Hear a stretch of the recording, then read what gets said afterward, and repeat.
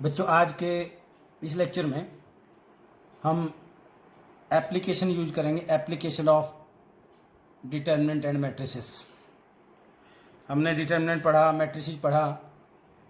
अब अप्लाई करेंगे कि प्रैक्टिकल प्रॉब्लम्स को सॉल्व करने के लिए इनका क्या यूज है। जैसे हम बात करें तो इनको कहाँ यूज करेंगे। सो एप्लीकेशंस में क्वेश्चंस निकाल लेंगे। बहुत इंपॉर्टेंट पार्ट है बोर्ड एग्जाम के लिए। 6 मार्क्स का क्वेश्चन यहाँ से होता ही होता है और बेहद आसान है। सो थोड़ा सा ध्यान देंगे, आपको बहुत इंटरेस्टिंग लगने वाला है आज का ये लेक्चर। सबसे पहले हम प्रॉब्लम को सॉल्व करने जाएं। कंसिस्टेंट और इनकंसिस्टेंट आपने 10th क्लास में भी लीनियर इक्वेशन को सॉल्व करते हुए पढ़ा होगा।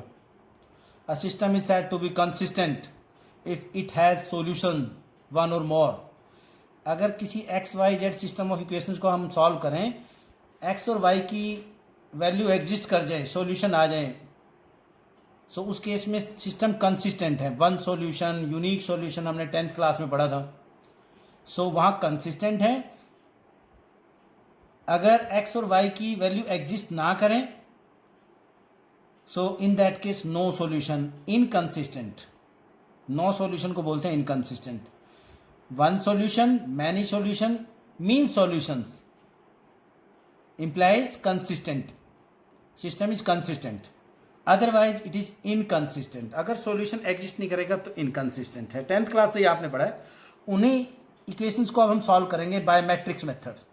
मैट्रिक्स को यूज करके सॉल्व करेंगे। आपने वहाँ इक्वेटिंग द कोएफिशिएंट्स और इस तरीके से एक्स वाई को सॉल्व किया था। अब यहाँ नहीं ऐसा सॉल्व करेंगे, मैट्रिक्स को यूज करेंगे। फिर प्रैक्टिकल प्रॉब्लम्स लेंगे ऐसे ही जैसे वहाँ आपने 10th क्लास में ली थी। फिर उनकी इक्वेशंस बनाई थी। इक्वेशन बना के फिर आप इक्वेशंस को सॉल्व करेंगे और प्रॉब्लम को सॉल्व करेंगे।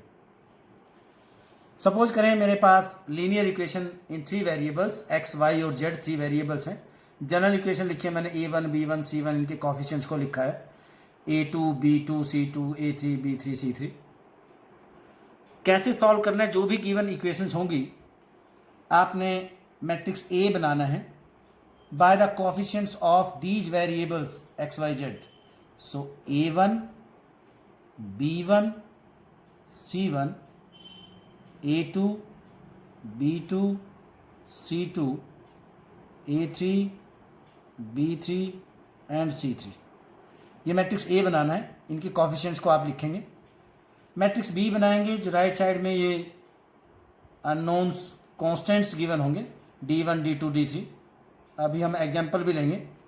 और जो वेरिएबल्स आपके पास हैं एक्स वाई जेड, जिनकी वैल्यू फाइंड आउट करनी है, उनको कैपिटल एक्स मैट्रिक्स लिखेंगे और उनको भी वर्टिकली कॉलम मैट्रिक्स के फॉर्म में लिखेंगे। इनको भी ऐसा लिखेंगे। ऐसा क्यों लिखा है, क्यों डिजाइन किया है, थोड़ा सा अगर हम डेफिनेशन को देखें, आप इन दो मैट्रिक्स को अगर मल्टीप्लाई करो, ए और एक्स को चेक करें, मल्टीप्लाई करके देखते हैं। मैं फर्स्ट रो को फर्स्ट कॉलम से मल्टीप्लाई करूँगा। ये आपके सामने 3/3 का है और ये मैट्रिक्स 3/1 का है। सो फर्स्ट रो को फर्स्ट कॉलम से मल्टीप्लाई करेंगे, आपका बनेगा a1x plus b1y plus c1z is equal to d1। यही आपका फर्स्ट इक्वेशन है। यानी कि इन दोनों को मल्टीप्लाई करने से आपको b के इक्वेट करेंगे, सो इसके इक्वल आएगा। ऐसे ही सेकेंड रो को मल्टीप्लाई करेंगे फिर इससे a2x plus b2y plus c2z, इनको मल्टीप्लाई किया, सो कौन बना, इज इक्वल टू d2। यही आपकी सेकंड इक्वेशन थी।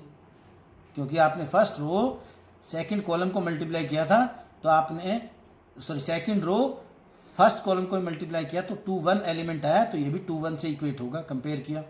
ऐसे ही यहाँ से एक इक्वेशन आ गई, इसके इक्वल लिखने से थर्ड इक्वेशन आ गई। सो हम यहाँ से हमें क्या मिलेगा, a और x को अगर मल्टीप्लाई करें so it becomes equal to b। So a और x को मल्टीप्लाई करते हैं, सो हमारे पास बच्चों क्या आता है, मैट्रिक्स b एग्जिस्ट करेगा। a इनवर्स से अगर प्री मल्टीप्लाई करें both sides, a inverse a से मल्टीप्लाई करके आइडेंटिटी बन जाएगा। यहां कौन बचेगा, x, और यहां कौन आ गया, a inverse b। So x कौन था, जिसमें वो अननोन्स थे हमारे एक्स वाई जेड की वैल्यू जो निकालनी थी।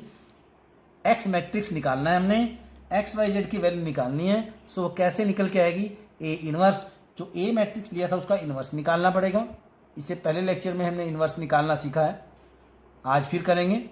और उसको बाद में बी से मल्टीप्लाई कर देंगे, जो बी मैट्रिक्स। आइए पहले 2/2 का लें, फिर 3/3 का लेंगे। मैंने एक क्वेश्चन को लिया, क्वेश्चन 7 है, आपकी एनसीईआरटी से क्वेश्चन लिया, बेहद आसान। Solve the system of equations bye matrix method, लिखा आएगा मैट्रिक्स मेथड। और भी एक मेथड है, क्रैमर रूल से भी सॉल्व करते हैं, पर वो एनसीईआरटी सिलेबस में हमारे नहीं है। जरूरत पड़ेगी तो किसी अगले लेक्चर में हम उसको भी डिस्कस करेंगे, पर वो सिलेबस में नहीं है। मैट्रिक्स मेथड ही हमारे सिलेबस में है, इससे सॉल्व करेंगे। कैसे सॉल्व करना है अभी हम बात कर रहे थे कि आप पहले मैट्रिक्स ए बनाइए। ए मैट्रिक्स कौन, ये जो कॉफिशिएंट्स हैं 5 2 7 3, ए मैट्रिक्स बन गया। आप मैट्रिक्स बी भी बनाइए, जो राइट साइड में ये जो कॉफिशिएंट्स हैं, कॉलम मैट्रिक्स बन गया 4 और 5। एक्स मैट्रिक्स बनाइए, जो आपके अननोन्स हैं, वेरिएबल्स हैं, उसको निकालिए, कॉलम मैट्रिक्स में उसको लिखना है। अब अगर आप मल्टीप्लाई करके देखें, इसको ए को और एक्स से मल्टीप्लाई करेंगे, where A X is equal to B, therefore X is equal to A inverse B. ये लिखेंगे आप, ए और एक्स को मल्टीप्लाई करें, this into this 5x plus 2y is equal to 4। First equation है 7x plus 3y is equal to 5, यही आपकी second equation थी। सिस्टम ऑफ इक्वेशंस को इस तरीके से स्प्लिट किया हमने 3 मैट्रिसेस में, जो इस कंडीशन को सेटिस्फाई करेंगे। सो मुझे कौन निकालना है, एक्स और वाई की वैल्यू। उस मैट्रिक्स का नाम क्या है जिसमें स्मॉल एक्स और स्मॉल वाई एलिमेंट्स हैं, so that is capital X.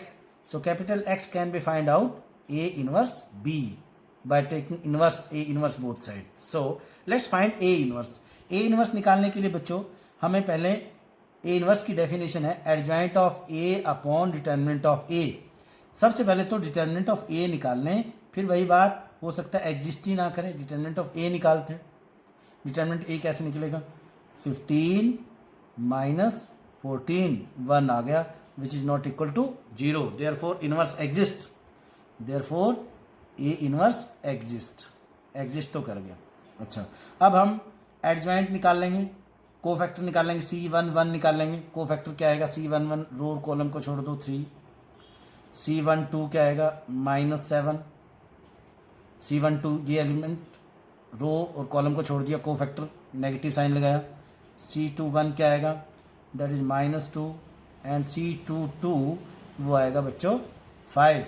सो आपका एडजॉइंट ऑफ ए बना, इसका ट्रांसपोज लेंगे, ट्रांसपोज 3 -7 -2 5, ट्रांसपोज लेंगे तो ये आ जाएगा आपका 3 -7 -2 एंड 5। डायरेक्ट भी आपको बताया था, एक बार फिर रिमाइंड कर दें कि एडजॉइंट डायरेक्ट कैसे निकलता है। जो डायगोनल एलिमेंट्स हैं उनको इंटरचेंज कर दें, इन एलिमेंट्स को इंटरचेंज करें, ये यहाँ पे लिखें और इसको यहाँ पे लिखें। और जो नॉन डायगोनल एलिमेंट्स हैं, ये एलिमेंट्स आप इनके साइन को चेंज कर दें, अगर वो प्लस का है माइनस का बना दें, और माइनस का है तो प्लस का बनाएं। डायरेक्ट भी एडजॉइंट निकाल सकते हैं, आप यूज भी कर सकते हैं।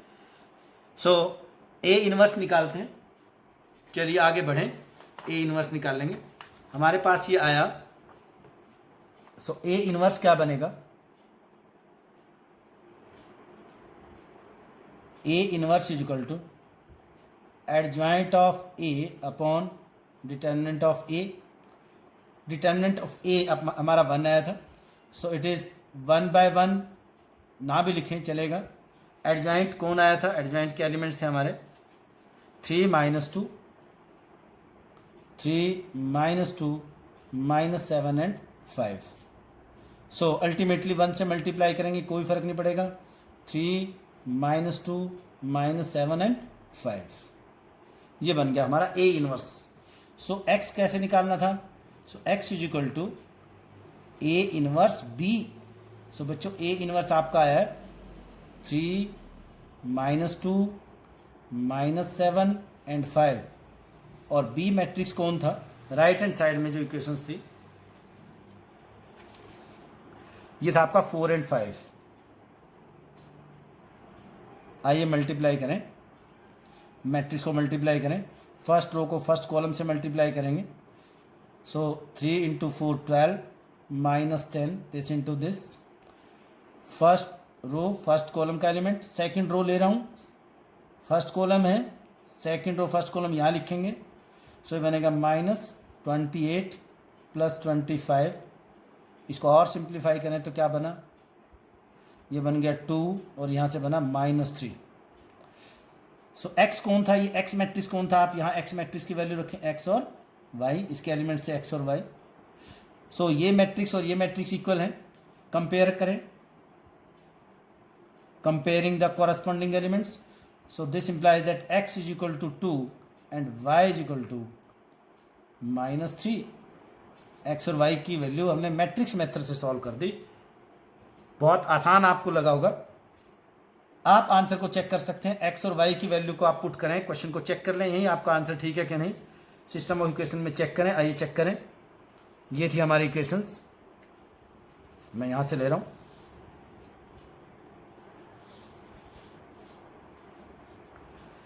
x को 2 रखें, 10 बन गया. y को -3 रखें, -6, 10 -6 इज इक्वल टू 4. इसका मतलब हमारा आंसर बिल्कुल ठीक है. ये था मैट्रिक्स मेथड से सिस्टम ऑफ इक्वेशंस को सॉल्व करना. बहुत आसान आपको लगा होगा. एक और क्वेश्चन ले लेते हैं, 3x3 का एक क्वेश्चन लेंगे, जो एग्जाम में मोस्टली 3x3 का ही आएगा. 6 मार्क्स का ये क्वेश्चन होता है. 99% ये आता ही आता है. यही क्वेश्चन 6 मार्क्स का सिस्टम ऑफ इक्वेशन को सॉल्व करना होता ही होता है. रेयरली, कई बार inverse, find the inverse by using elementary operations, row operation and column operation, वो भी दे देता है, पर बहुत कम वो होता है. मोस्टली यही क्वेश्चन एग्जाम में होता है. एक और क्वेश्चन को लें, मैं क्वेश्चन ले रहा हूं आपको. 2x plus 3y plus 10z is equal to 4. 4x minus 6y plus 5z is equal to 1. Third equation लेंगे, 6x plus 9y minus 20z it is equal to 2. Solve the system of equations by matrix method. Solve by matrix method. matrix method से आपको solve करना है. आइए फिर वही process लें. पहले आप ए मैट्रिक्स बनाएं, एलिमेंट्स को लिखें. 2, 3, 10, 4, -6, 5, 6, 9 एंड -20. यहाँ पे बी मैट्रिक्स को लिखें. 4, 1 एंड 2, जो राइट हैंड साइड में कॉन्स्टेंट्स हैं, ये बी को रिप्रेजेंट करेगा. और कैपिटल एक्स एक मैट्रिक्स लें, उसके एलिमेंट्स आप लिखें 1/x. आपकी बात ध्यान दें, 2x नहीं है, 2 इंटू 1/x. ये है 1/y एंड 1/z. ये आपका मैट्रिक्स है x. So again it is as same as ax is equal to b. a और x को बच्चों मल्टीप्लाई करेंगे तो हमें b मिलेगा. So therefore x is equal to a inverse b. Let's find A inverse. A inverse निकालने के लिए हमें पहले डिटर्मिनेंट निकाल लेते हैं. डिटर्मिनेंट ऑफ ए का अगर हम डिटर्मिनेंट फाइंड आउट करें, आप कैलकुलेट करें, इसकी कैलकुलेशन लेंगे 2 into 120 -45 -3 into -80 -30 plus 10 into 36 plus 36. Calculate करें, इसकी कैलकुलेशन बनेगी 1200 which is not equal to 0. Determinant non zero आ गया है. अब हम क्या निकालेंगे, cofactors C11, C12, C13, calculate करें आप भी साथ साथ, C21, C22, C23, C31, C32 and C33। Simplify करें, कैलकुलेट करें, कोफैक्टर्स आपको मालूम है कैसे निकालते हैं। C11 निकालेंगे, कोफैक्टर फर्स्ट एलिमेंट का फर्स्ट कॉलम और फर्स्ट रो के एलिमेंट्स को छोड़ देंगे, इसकी वैल्यू निकाल लेंगे। निकाल लें आप, ये बनेगा C11 बनेगा 75, यस। C12 बनेगा 110, C13 बनेगा 72, कैलकुलेट करते जाएं साथ साथ, देखें। C21 बनेगा 150, C22 बनेगा -100, C23 बनेगा 30, 0, C2 बनेगा 0, C31 बनेगा 75, C32 बनेगा 30 और ये बनेगा -24। सो एडजॉइंट ऑफ ए बना, यहाँ इन्वर्स निकालने की भी प्रैक्टिस हो रही है हमारी। मैं इसका ट्रांसपोज लेके लिख रहा हूँ क्योंकि इन कोफैक्टर का ट्रांसपोज लेना है। मैं इन एलिमेंट्स को कॉलम में लिखूँगा, जो रो के कोफैक्टर्स निकालने थे उनको कॉलम वाइज लिख देता हूँ, डायरेक्ट हो जाएगा। 75, 110, 72, 150, -100, 0, 75, 30, -24। ट्रांसपोज लेके ही लिख दिया हमने डायरेक्ट। सो ए इनवर्स बना, A inverse is equal to, definition भी लिखें, adjoint of A upon determinant of A. So determinant आपका है 1/1200, आप ऐसे ही लिखें 1/1200 इंटू एडजॉइंट को लिखें 75, 150, 75, 110, -100, 30, 72, 0 एंड -24। ये आपका बन गया ए इनवर्स। इनवर्स निकालने की भी हमारी प्रैक्टिस हो रही है साथ साथ। सो चेक कर लें कहीं कैलकुलेशन मिस्टेक ना हो, आप अपने आप कैलकुलेट करके देखें कि कहीं मिस्टेक ना हो, ध्यान से करें कैलकुलेशन को। आगे चलते हैं।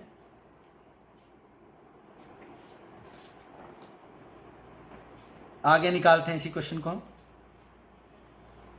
नेक्स्ट पेज पे निकालते हैं।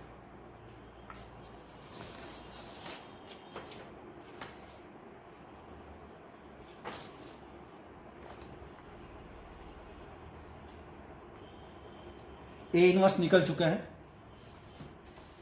अब हमने करना है X is equal to A inverse B. So A inverse आया था 1/1200 को हम ऐसे ही लिख लें, लिखें जो ए इनवर्स था वहीं से देख के लिखेंगे। ये बन रहा है 75, 150, 75, 110, -100, 30, 72, 0 एंड -24। जो बी मैट्रिक्स था आपका राइट हैंड साइड में, बी मैट्रिक्स के एलिमेंट्स हैं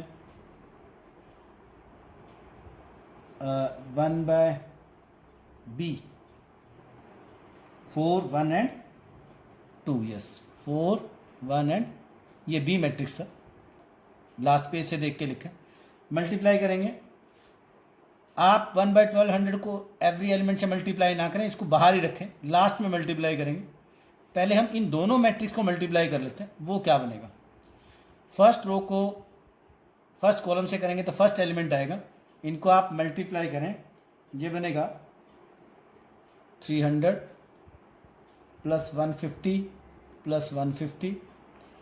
सेकेंड रो फर्स्ट कॉलम यहाँ लिखेंगे, एक एलिमेंट बनेगा, ये बनेगा 440 -100 प्लस 60।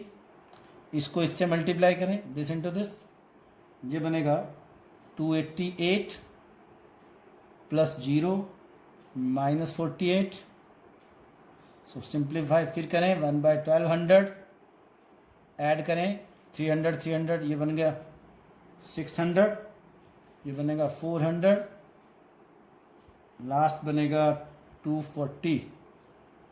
अब डिवाइड करने आप इसको इससे भी मल्टीप्लाई करें 1/1200 को इससे मल्टीप्लाई करें 1/1200 को इससे मल्टीप्लाई करें.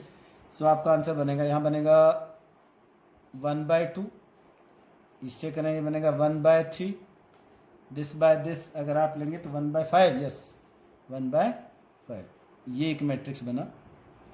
यहाँ आपका x कौन था यहाँ x चल रहा है इक्वल टू सीध में जा रहा है x कौन था 1/x 1/y एंड 1/z ये आपका मैट्रिक्स x मैट्रिक्स था.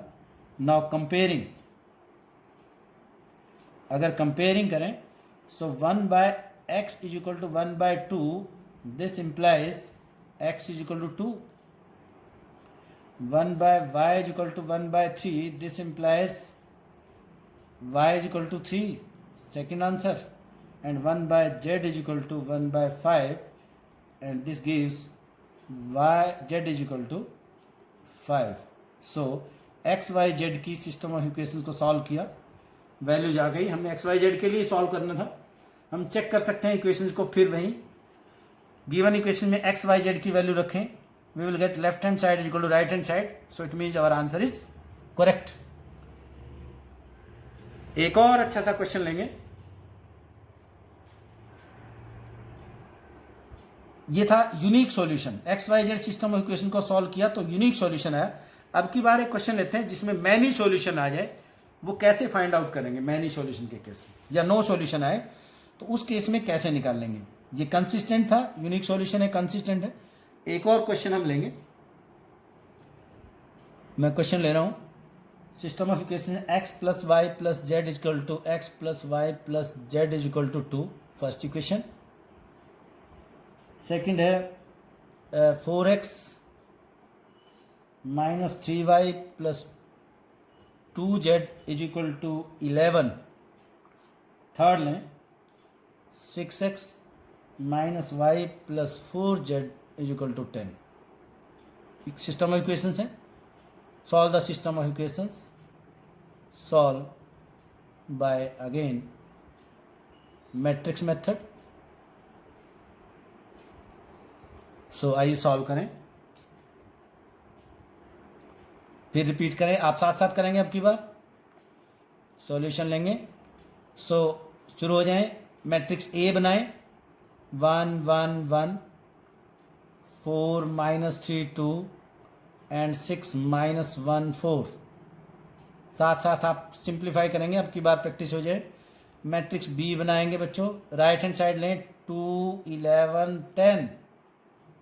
आपका एक और एक्स मैट्रिक्स बनाएं कैपिटल एक्स की फॉर्म में small X small Y small Z. So again A X is equal to B. These a, b and x satisfy this condition. So therefore x is equal to where यहाँ लिख सकते हैं हम where ax is equal to b. हमने a, b और x को इस तरीके से सेलेक्ट किया है कि इन दोनों को मल्टीप्लाई करें तो b आएगा. so x कौन आएगा a inverse b. a inverse से प्री मल्टीप्लाई करने से a इनवर्स b आ जाएगा. सो a इनवर्स निकालने के लिए हमें डिटर्मिनेंट ऑफ a निकालना है. आप सब कैलकुलेट करें शुरू हो जाएं. डिटर्मिनेंट ऑफ a निकाल लें. मैंने क्वेश्चन इस तरीके का लिया है कि इसका आप डिटर्मिनेंट निकालेंगे तो बच्चों जीरो आएगा. आप चेक करें डिटर्मिनेंट निकाल के देख लें. इसका डिटर्मिनेंट निकालेंगे तो जीरो आएगा. सो इनवर्स डज नॉट एग्जिस्ट हम नहीं कहेंगे. Either it has many solution और इट हैज़ नो सॉल्यूशन. या तो डिटर्मिनेंट अगर जीरो आ गया या तो इस केस में मैनी सॉल्यूशंस आएंगे या बच्चों नो सॉल्यूशन आएगा. उसका कैसे पता चलेगा वो हम सिस्टम ऑफ इक्वेशंस को आगे सॉल्व करते हुए देखेंगे. उस केस में निकाल के देखते हैं कि कैसे पता चलेगा कि मैनी सॉल्यूशन है या नो सॉल्यूशन है. इसका क्या तरीका रहेगा. जब determinant of A non zero अगर आ गया तो यूनिक सॉल्यूशन आएगा. सिस्टम ऑफ इक्वेशन को सॉल्व करेंगे और आपका कंसिस्टेंट बन गया सॉल्यूशन. यहाँ से निकाल लेंगे. अगर मैनी सॉल्यूशन आ गया तो सिस्टम ऑफ इक्वेशंस फिर कंसिस्टेंट बन जाएगा. अगर नो सॉल्यूशन आया then system of equations are inconsistent, means no solution. चलिए, सो आप एक्स वाई जेड जो तीनों वेरिएबल्स हैं, तीनों में से किसी एक को let Z is equal to K. Z को आपने कोई कांस्टेंट के ले लेना है, लैम्डा ले लें, के लें, कोई भी एक स्केलर ले लें। आप चाहे एक्स को लें, चाहे वाई को लें, चाहे जेड को लें। बच्चों, मैं फर्स्ट 2 इक्वेशन को सॉल्व करूंगा, फर्स्ट और सेकंड को सॉल्व करूंगा, बाद में एक्स और वाई की वैल्यू निकाल लेंगे where Z is equal to K. X Y Z की वैल्यू को यहाँ इन दोनों को सॉल्व करेंगे, फर्स्ट 2 को सॉल्व करके एक्स वाई जेड की जो वैल्यू आएंगे हम थर्ड में रखेंगे। अगर बच्चों left hand side right hand side के इक्वल आ गया तो मैनी सॉल्यूशन होगा, यानी कि थर्ड इक्वेशन को सेटिस्फाई कर गया तो मैनी सॉल्यूशन। अगर थर्ड इक्वेशन को तीनों सॉल्यूशन एक्स वाई और जेड के अगर इसको सेटिस्फाई नहीं कर पाए, लेफ्ट साइड और राइट साइड इक्वल नहीं आया, so we say no solution. In that case system of equation will be inconsistent. So Z constant K ले लिया, कोई भी स्केलर, कोई भी के वैल्यू, कोई भी constant value. So from equation 1 and equation 2 ये बन जाएगी बच्चों x plus Y is equal to 2 minus K. Note करें मैंने कैसे लिखा है, इसको के रखा और राइट साइड में ले गए क्योंकि इसको कांस्टेंट बिहेव कर लिया है तो ये राइट साइड में चला गया। यहां से भी लिखें 4x minus 3y is equal to 11 minus 2k। इन फर्स्ट 2 इक्वेशन से एग्जैक्टली सेम ऐसे ही हम वैल्यूज निकालेंगे एक्स और वाई के लिए, मैट्रिक्स मेथड से ही सॉल्व करेंगे इसको हम। एक्स और वाई की वैल्यू भी के की फॉर्म में ही आएंगी। एक्स वाई जेड तीनों वैल्यूज थर्ड इक्वेशन में रखेंगे। फिर आइए फिर दोबारा हम मैट्रिक्स बना लें। अब की बार A1 मैट्रिक्स कहें क्योंकि ए मैट्रिक्स इसी क्वेश्चन में हम इसका नाम दे चुके हैं। वो कौन बना, 1 1 4 एंड -3। मैट्रिक्स मेथड से इन दोनों इक्वेशन को सॉल्व करेंगे। हम चाहें तो इसको इक्वेशन नंबर 4 कह दें, इसको इक्वेशन नंबर 5 कहेंगे। सो आपका बी कौन बनेगा, यहाँ से B1 कह दूं क्योंकि बी हम मैट्रिक्स यूज कर चुके हैं। B1 मैं लिखूं 2 माइनस के 11 माइनस 2k। और आपका जो x1 मैट्रिक्स बनेगा, x1 वो कौन है, वो नया मैट्रिक्स बन गया x और y। उसमें 2 ही वेरिएबल्स हैं, x और y। सो एग्जैक्टली सेम जैसे हमने पहले निकालना है उसी तरीके से हम इसको निकाल लेंगे। फिर हम डिटर्मिनेंट ऑफ ए यही निकाल लें। आइए डिटर्मिनेंट ऑफ ए यही निकाल लें। डिटर्मिनेंट ऑफ ए बना -3 -4 this into this minus this into this, it is -7 which is not equal to 0. So A inverse A1, determinant of A1, determinant of A1। आगे चलते हैं।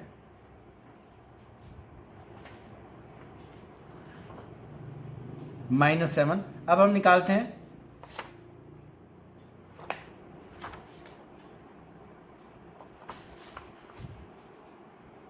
इसकी एडजॉइंट निकाल लेंगे और इनवर्स निकाल लेंगे फिर बाद में। सो डिटर्मिनेंट ऑफ A1 आ गया हमारा -7। को फैक्टर्स निकालने adjoint of A1, adjoint of A1 direct लिख लेते हैं। आपको दिखा देते हैं डायरेक्ट कैसे लिखेंगे। डायगोनल एलिमेंट्स को इंटरचेंज करें। वापस जा रहा हूं मैं, यहां से देखें आप, डायगोनल एलिमेंट्स को इंटरचेंज करें। -3 यहाँ लिखें, 1 यहाँ लिखें और इनके साइन चेंज करें तो ये बन जाएगा -3 -1 -3 -1 एंड -4 1। साइन चेंज कर लिया, -4 और ये 1 यहाँ आ गया। सो एडजॉइंट ऑफ A1 आ गया है। अब हमने क्या निकालना है, A1 का इनवर्स निकालना पड़ेगा। That is adjoint of A1 upon determinant of A1। ये बन जाएगा -1/7 इंटू -3 -1 -4 एंड 1।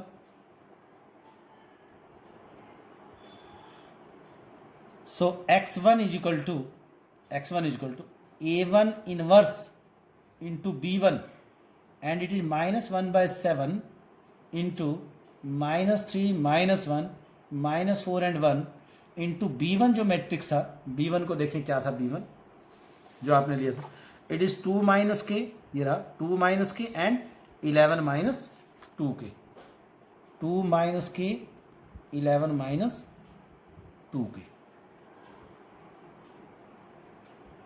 मल्टीप्लाई करें, फिर माइनस 1 बाई 7 को अंदर ना लेके जाएं क्योंकि फ्रैक्शन में वैल्यू जाएंगी, अगर लेके जाएंगे तो पहले इन दो मैट्रिक्स को मल्टीप्लाई करेंगे, ये क्या बनेगा, कर लें आप मल्टीप्लाई, माइनस 3 को इससे मल्टीप्लाई करेंगे, बन जाएगा माइनस 6 प्लस 3 के, माइनस 6 माइनस माइनस प्लस 3 के, और माइनस 1 को इससे मल्टीप्लाई करेंगे, ये बन जाएगा माइनस 11 एंड प्लस 2 के। फिर सेकंड रो फर्स्ट कॉलम से नीचे लिखेंगे, माइनस 4 से इसको मल्टीप्लाई कर दूँ, माइनस 8 प्लस 4 के, और 1 को इससे करेंगे, बन जाएगा 11 माइनस 2 के। सो इसको सॉल्व किया तो ये क्या बन गया, माइनस 1 बाई 7 इंटू, इनको लिखें के, देखें ये बन गया बच्चों 5 के माइनस 17, नीचे बनेगा इट इज 2 के प्लस 3। यहां कौन है आपका मैट्रिक्स, इसको 7 को आप दे दें, आप इसको लिख लेंगे 5 के माइनस 17 बाय माइनस 7। आप चाहें तो इसके साइन चेंज कर लें, यहाँ माइनस लगा दें, इसको प्लस कर दें, जो नीचे माइनस था ऊपर दे दिया, यहाँ लिखें it is minus 2 K minus 3 by 7 and x1 में कौन था, small x and small y। So equate करें, इक्वेटिंग, सो बच्चों x मिला हमें माइनस 5 के प्लस 17 बाय 7, और y हमें मिला it is minus 2 K minus 3 by 7। Now put the value of x and y, put values of x and y in equation 3 में रखेंगे। Third equation क्या थी, थर्ड इक्वेशन यहाँ से देख लेते हैं, थर्ड इक्वेशन ये थी, third equation it is 6x minus Y plus 4z is equal to 10। So 6 into X था minus 5 K plus 17 by 7 minus Y sign change कर लें, ये वापस पॉजिटिव हो गए 2k प्लस 3 बाय 7, और z को क्या लिया था बच्चों हमने k, सो 4 इंटू के, राइट। हम लेफ्ट हैंड साइड निकाल रहे हैं, इसका लेफ्ट हैंड साइड ले लेते हैं, ओनली लेफ्ट हैंड साइड, देखते हैं वो 10 के इक्वल आएगा क्या नहीं। इसको सिंप्लीफाई करें, सॉल्व करें, आप 1/7 को बाहर ही ले लें, ये बन गया माइनस 30 के प्लस 102, 6 से इसको मल्टीप्लाई कर दिया, 6 से इसको मल्टीप्लाई कर दिया, ये ऐसे ही रहेगा क्योंकि 7 बाहर आ गया, 2k प्लस 3, इसके बारे में कौन है 1, सो 7 इंटू 4 28k। सो ये बन गया 1/7 इंटू के, देख लें पहले आपके पास कितना है, यहाँ से 30 है, कैंसिल हो गया, ये और ये कैंसिल हो गए, आपके पास 105, ये मिला 105, 7 से डिवाइड करें, ये कितना आया 15, which is not equal to 10, therefore system of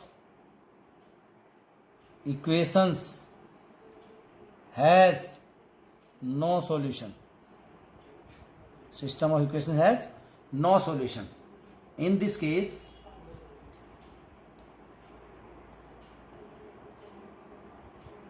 system is inconsistent.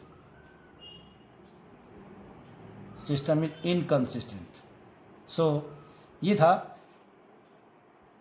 कि सिस्टम इनकंसिस्टेंट और सिस्टम कंसिस्टेंट कब होगा।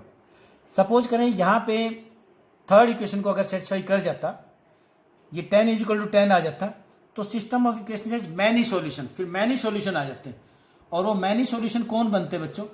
वो मैनी सॉल्यूशन बनते, ये थे वो मैनी सॉल्यूशन। कैसे? एक्स वाई जेड के यही सॉल्यूशन बन जाते हैं। आप के की जगह 0 रखें, सब में तीनों में के की जगह 0 रखें, एक सॉल्यूशन। के की जगह 1 रखें, दूसरा सॉल्यूशन। 2 रखें, -2 रखें, तीनों में रखें। -5 रखें, 6 रखें, 18 रखें।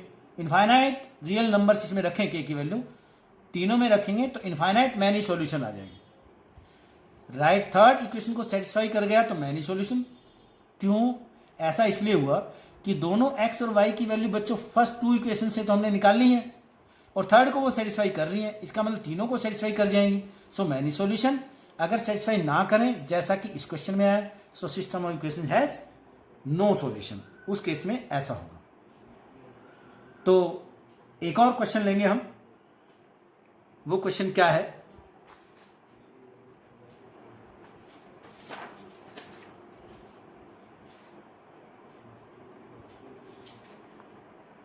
नेक्स्ट क्वेश्चन लेते हैं बच्चों। एक और बहुत इंपॉर्टेंट क्वेश्चन लेंगे, बोर्ड एग्जाम के लिए बहुत इंपॉर्टेंट और अच्छा क्वेश्चन है। वो क्या है देखना।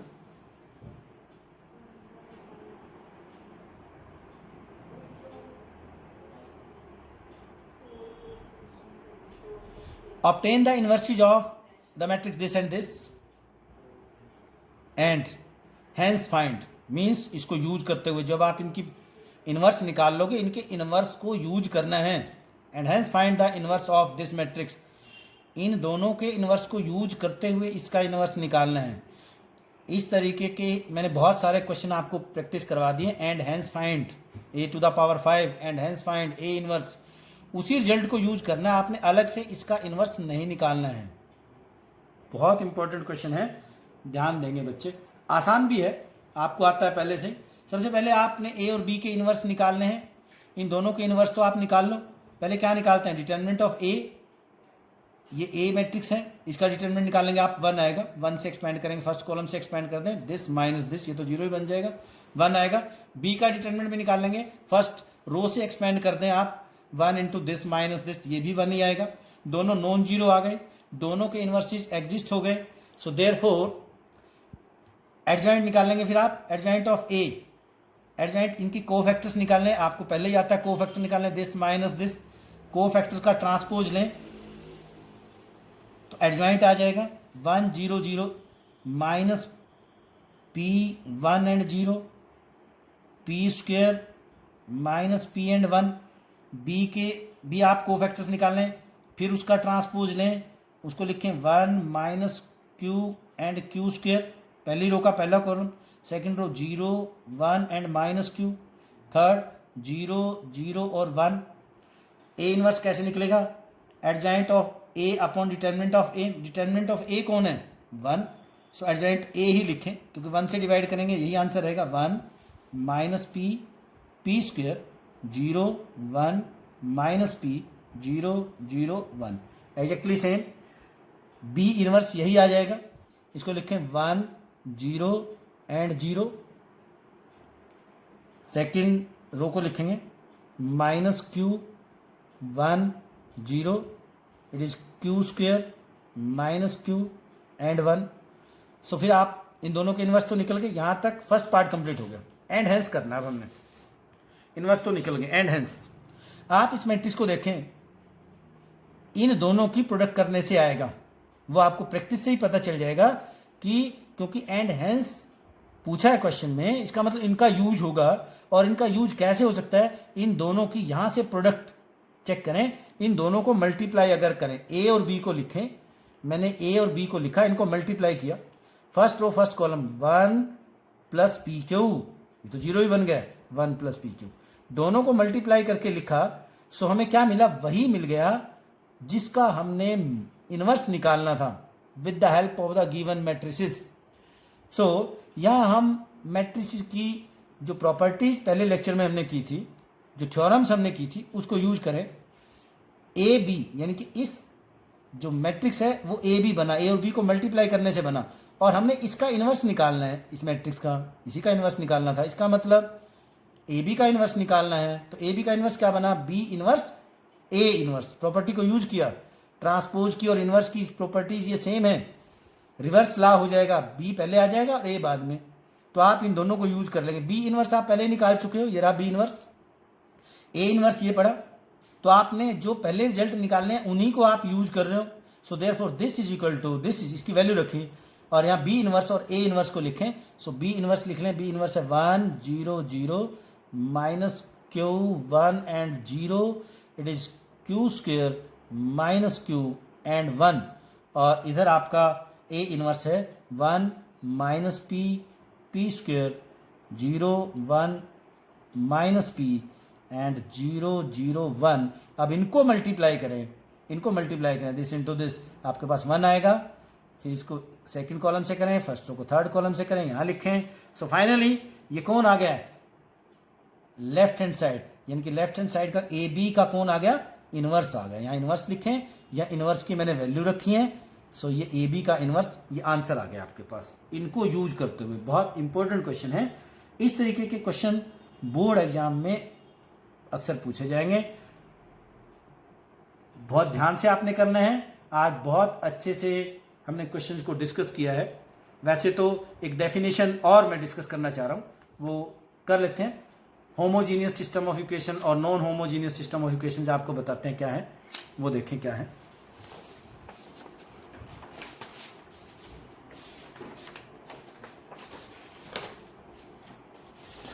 यहां मैं एक्सप्लेन कर रहा हूं system of equations and non homogeneous system of equations. a1x plus b1y plus c1z is equal to 0, a2x plus b2y plus c2z is equal to 0, a3x plus b3y plus c3z is equal to 0। These are called homogeneous system of equations। अगर right hand side में यहां पे constants होंगे, non zero होंगे, वो हो जाएंगे non homogeneous. Otherwise लिख लेते, otherwise if right hand side exist non-zero constants, then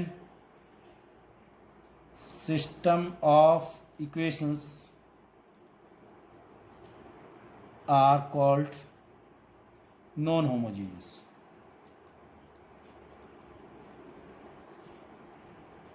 बच्चों हमने non homogeneous system of equations को ही सॉल्व किया था। अभी जो भी सिस्टम ऑफ इक्वेशन सॉल्व की सारी की सारी नॉन होमोजीनियस थी। यहां थोड़ा सा डिफरेंशिएट करने का ये है, non homogeneous system of equation के केस में हमने डिटर्मिनेंट ऑफ ए निकाला, डिटर्मिनेंट ऑफ ए, उसमें केसेस अराइज हुए, either determinant of A is equal to 0 और determinant of A is not equal to 0। या तो डिटर्मिनेंट ए जो है नॉन जीरो आया या जीरो आया। अगर जीरो आया फिर उस केस में भी सिस्टम ऑफ इक्वेशंस के या तो हमारे पास मैनी सॉल्यूशन बना, मैनी सॉल्यूशन, या नो सॉल्यूशन बना। और यहां पे क्या बना था बच्चों, यहां पे बना था unique solution. X Y Z की वैल्यू सिंगल वैल्यू आई थी, 1 1 1 वैल्यू आई, सो यूनिक सॉल्यूशन आया। वहां पे के से निकाला था हमने, लेफ्ट हैंड और राइट हैंड साइड इक्वल बन गई तो मैनी सॉल्यूशन की पॉसिबिलिटी बनेगी। अगर left hand side right hand side के इक्वल नहीं बनेगा so no solution. In this case system is क्या बना था, इनकंसिस्टेंट। और इन दोनों केसेस में सिस्टम क्या बना था, कॉन्सिस्टेंट। ये था नॉन होमोजीनियस का केस कंसीडर किया था हमने। अगर हमारे पास होमोजीनियस सिस्टम ऑफ इक्वेशंस आ जाए होमोजीनियस सिस्टम ऑफ इक्वेशंस आ जाए, उस केस में भी हम डिटर्मिनेंट ऑफ ए फाइंड करेंगे। फिर 2 केसेस अराइज होंगे, either determinant of A is equal to 0 और determinant of A is not equal to 0। यहां से determinant of A same style से बच्चों, यहां से आपके पास